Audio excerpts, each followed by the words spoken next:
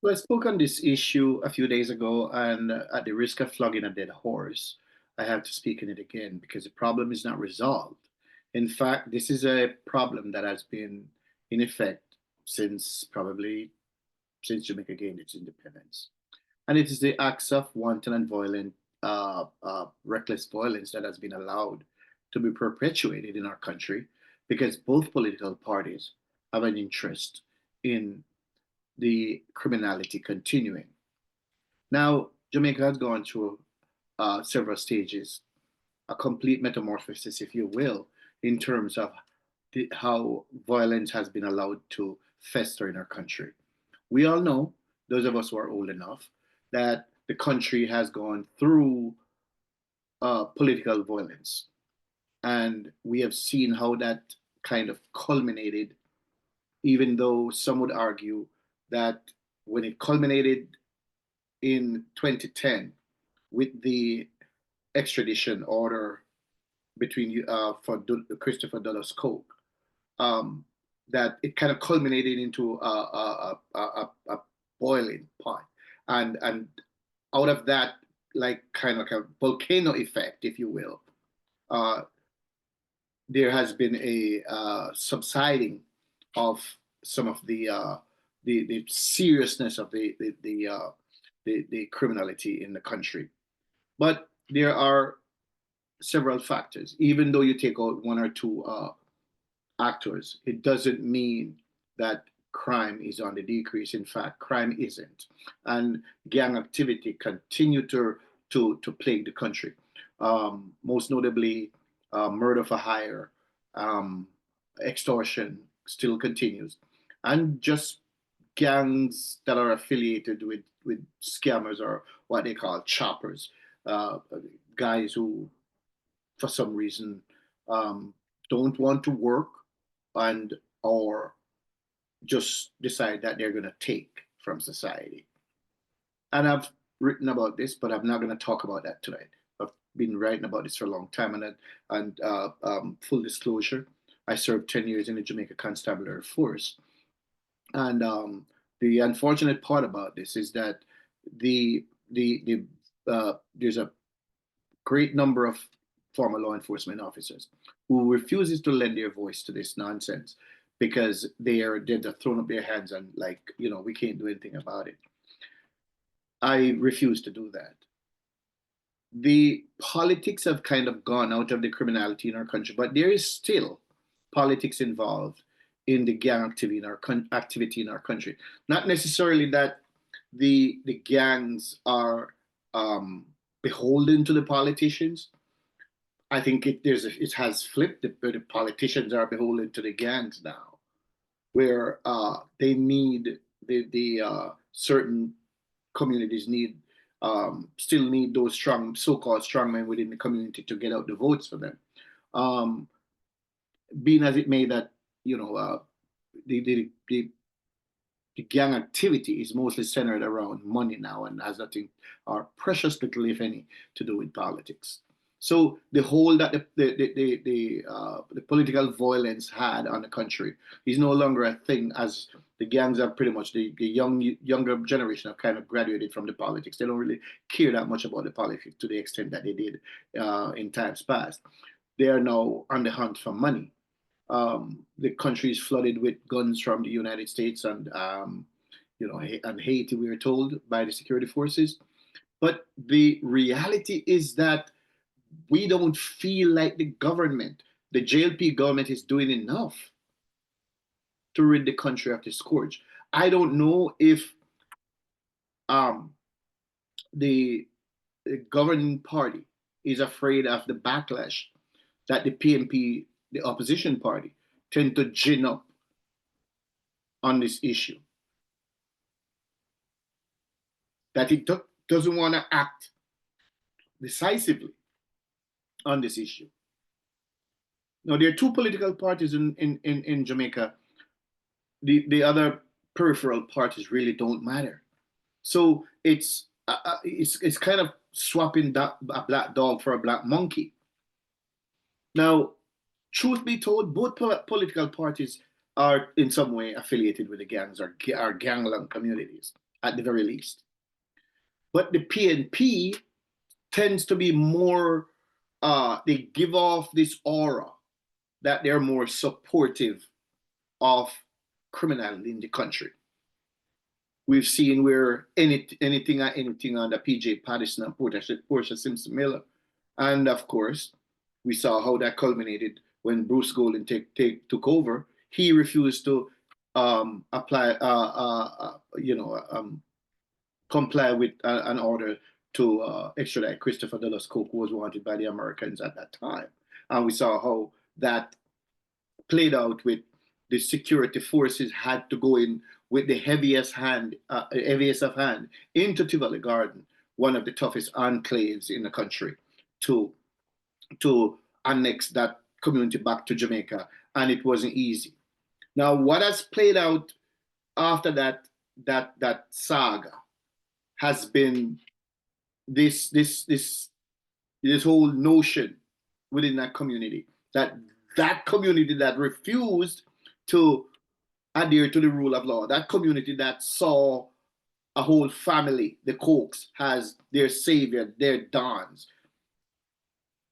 and did not respect the rule of law or the rule that govern our country, are acting as if they were somehow victims in that 2020, what is now, in that 2010, what is now called an incursion into that community.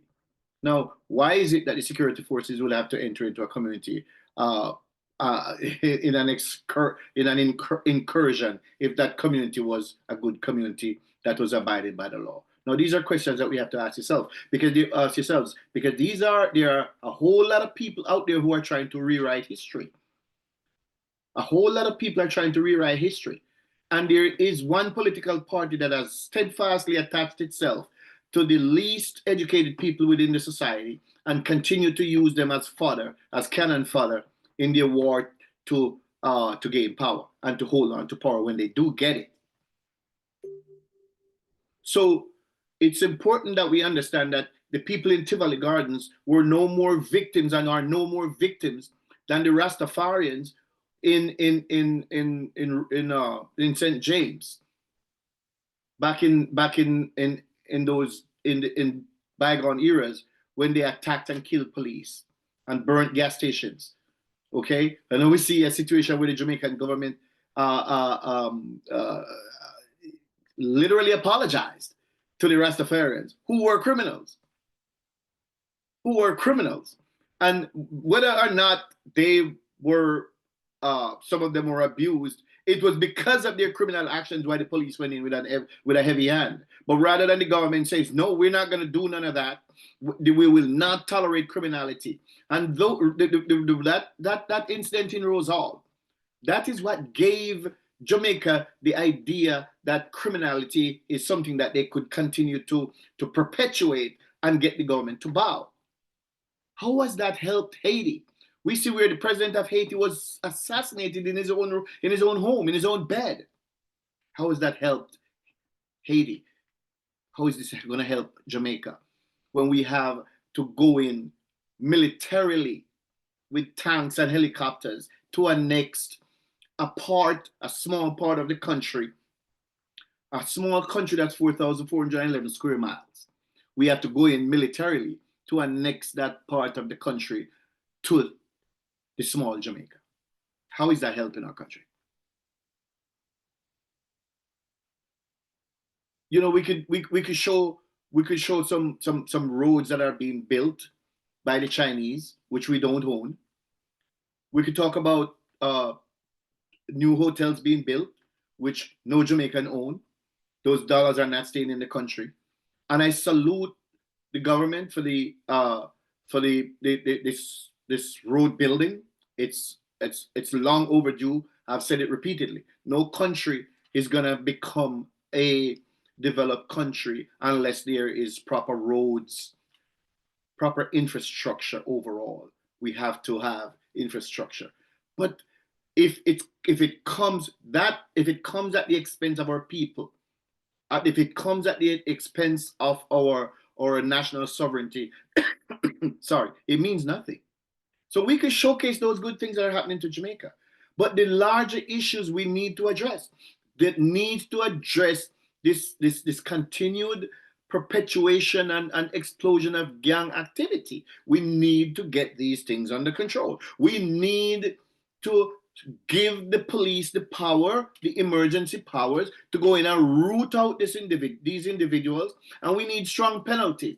For too long, we've heard that the police is heavy-handed. The police is the only one leading the fight, and has always been the only ones leading the fight in our country. The police has been the only force in our country that has kept Jamaica out of becoming a second Haiti. Let that sink in.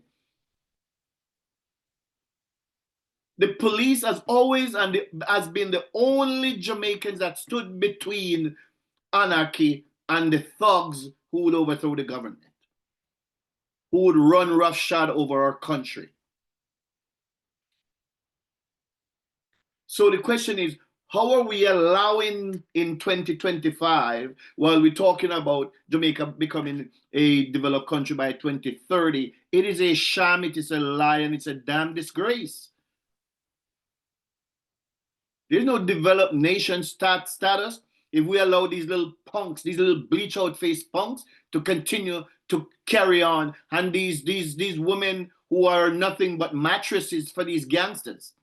If we allow that to continue in our country, I'm not pulling no punches. I'm telling it like it is. Who don't like it? Tough. These women within these communities who come out bawling and screaming, and the media continue to give them a platform to spew their lies. They see every aspect of police action. This has been going on from in the 60s. Every time the police take action, they see it. But they never see anything that happens, the thuggery that happens in their community. And the ignorant cheerleaders in what passes for a media gives it a platform, give the lies a platform, and keep repeating it. Yeah? Amplifying it. Giving it credibility and credence. Come on, man, this is fucking crazy. What do we do? What are we doing here? What are we doing? When we have the capacity to root out these little mongrels and set an example, make an example out of them. What are we doing? Why are we allowing these little bleached out face thugs to disrupt the country to the extent that we can't get the investment opportunities we need? We can't get people to return in ways that they want, that will literally set the country on a path towards prosperity. We see them burning furniture stores in Spanish Town and carrying out all kinds of actions, like the police and is begging the same damn criminals who are out demonstrating and blocking roads to cooperate with them. You don't need to beg them to cooperate. No, you need to go in with a heavy hand and let them feel that heavy hand. They'll learn. They will learn. Go in with a heavy hand. They'll learn. I know of no nation that is a progressive or prosperous nation in which the rule of law is threatened by thugs and the rule of law has to beg the criminals to relent. I for those of you who would criticize my standpoint and my views, show me one country where you know what the rule of law is subjected to the dictates of the criminals in that country, and show me a successful nation.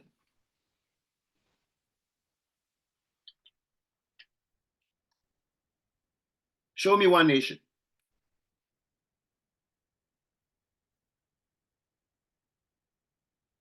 And in our country, we have a government agency called INDECOM that is for all intents and purposes. Let me say this. I'm looking directly into the camera. I'm going to say this. INDECOM that is tasked with if with investigating impropriety in government workers, in public sector workers, whether it's been in the military, which I don't think they should have a say in, the police, or the correctional services, or other areas where there's criminality. That's their task. That's what they're supposed to be looking at. It's kind of like an inspector general, right? Nothing is wrong with having a department that looks into any acts of malfeasance by public sector workers. No, we need that. We do need that in our country. In the scheme of checks and balances, we need that. What I have a problem with is when that agency that is supposed to be finding acts of impropriety. See, let's talk about the police, because that's usually where their strength lies. Everybody has strength for the police in Jamaica. But so let's deal with the police. When their task is to find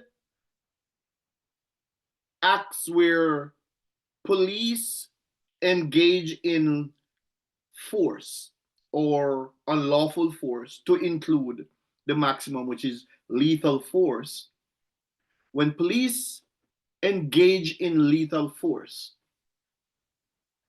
it is their job to look at the cases once these fatal shootings occur, do their own investigation independent of the police, and if the shooting is okay, they walk away, and if the shooting is not okay, then they make a case, gather the evidence, and submit it to the Director of Public Prosecutions for her to make a decision on, or whoever the Director of Public Prosecution is, to make a decision on a charging decision or not. That's it. But when you have acts of fatal shooting, which, and I want to be very clear on this, when you have acts of fatal shooting by the security forces, and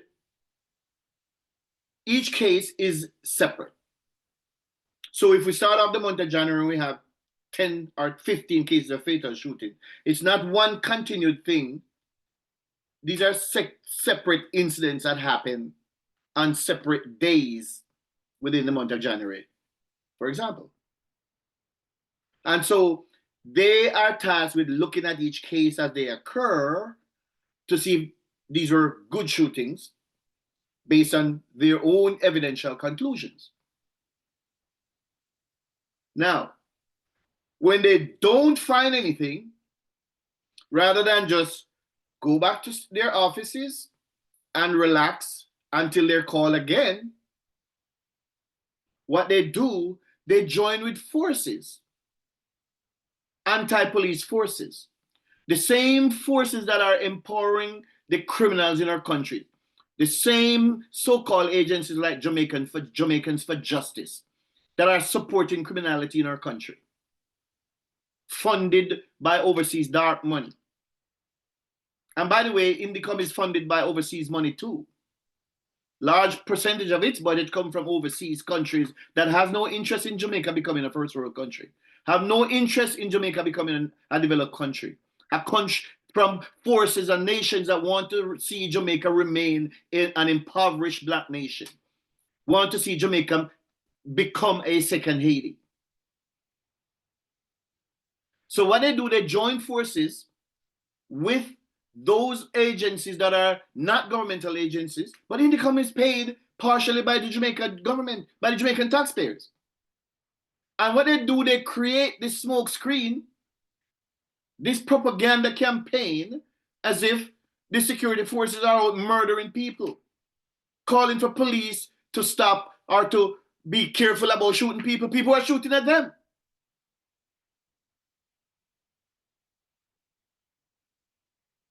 How is it that the people at Indicom, including some, I think one I know in particular, who came from England, what is he doing in our country?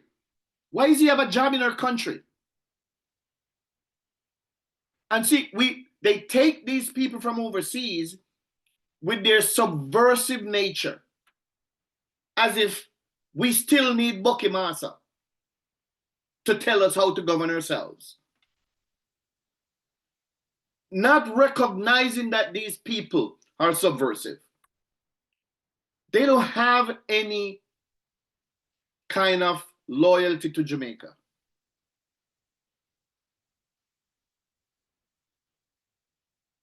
They're subversive. And what they're doing is subverting our process. We don't have anybody in England in their security apparatus or in their security oversight apparatus. Why do we have people from England in our security apparatus telling us what to do? When is the Jamaican government gonna recognize that the Bucky Massa days are over? That we don't need Bucky Massa to tell us how to govern our affairs. That we don't need Bucky Massa to run our country. When are we gonna figure this out? And this is true of both political parties. This is true of both political parties. When are you going to recognize we don't need Bucky Massa influence to tell us how to run our country?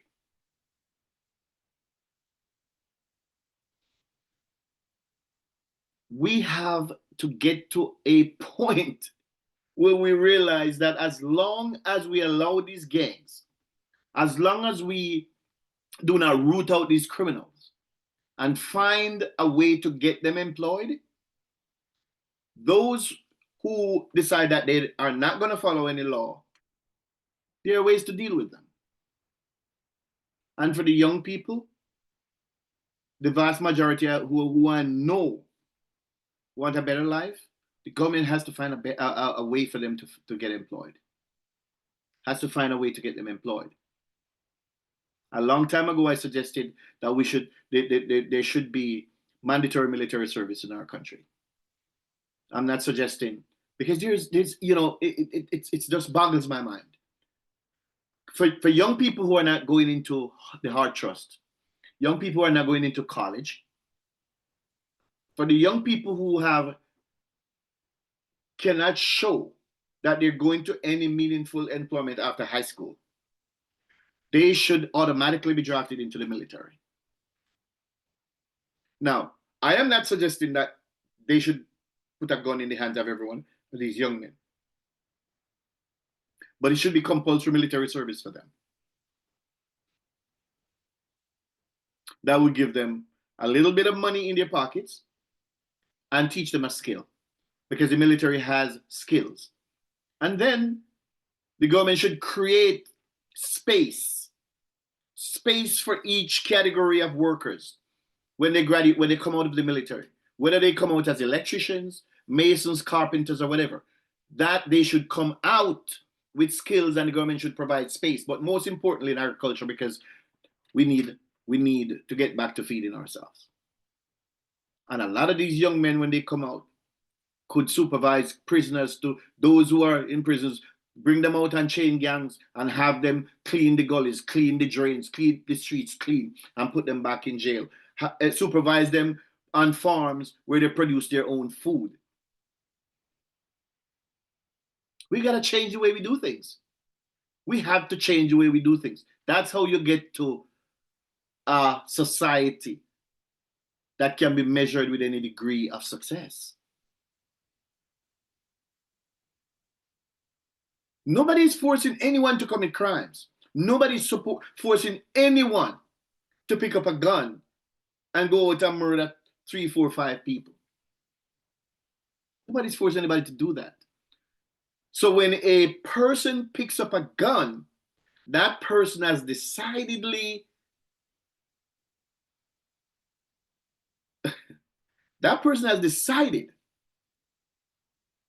that they are not going to follow the rules of our country. They're not going to follow the laws, but also by default, when they pick up a gun, that they are likely to face the consequences when they're caught.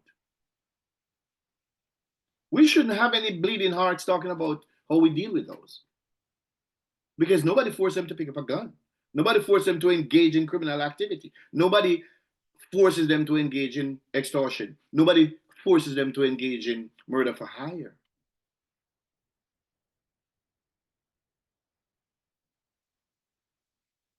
It is time for the government to root out those people within the public sector who continue to cheerlead on these people and stop paying them with tax dollars. Stop paying them with tax dollars. I know of no other country in which a government agency, no other country in which a government agency paid with taxpayers' money could be bad mouthing the police.